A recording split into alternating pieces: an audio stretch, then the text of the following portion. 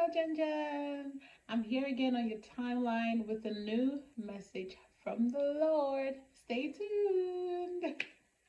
So, today we're going to be talking about two great men in the Bible and on the topic of humility and forgiveness. They're both in tandem, and we're going to be discussing two characters who did not exist in the same time period or were recorded in the same time period, but just how the story kind of reflects on each other, specifically around the topic of humility and forgiveness.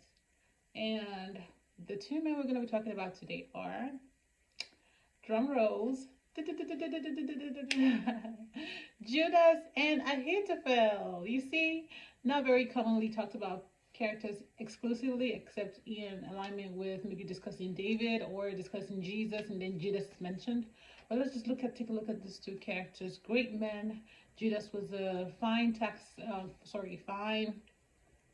treasurer, and Ahithophel was the one considered to be the wisest man in the Bible, and he was the advisor of kings. So it's probably like a PA or,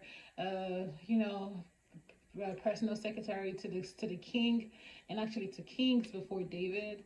And so that's just his designation within Israel at the time. But something happened with him.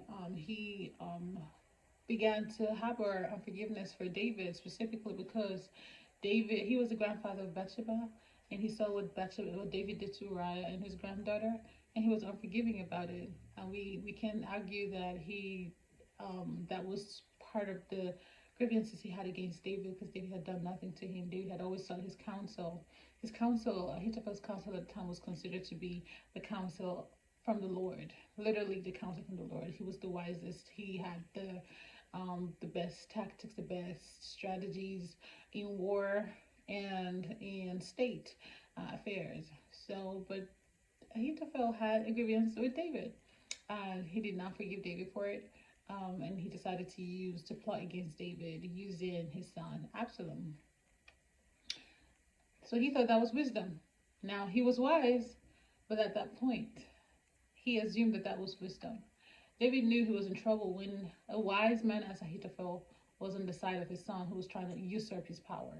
And so David sought the Lord, and he prayed a prayer, a simple prayer. I know this man is a wise man. I literally know he can take me out, but turn his wisdom to foolishness. And that's exactly what happened. We saw Ahithophel ended suicidal. He literally killed himself out of depression, that what he has done had failed. Nobody's going to regard him again as the wisest man if he failed.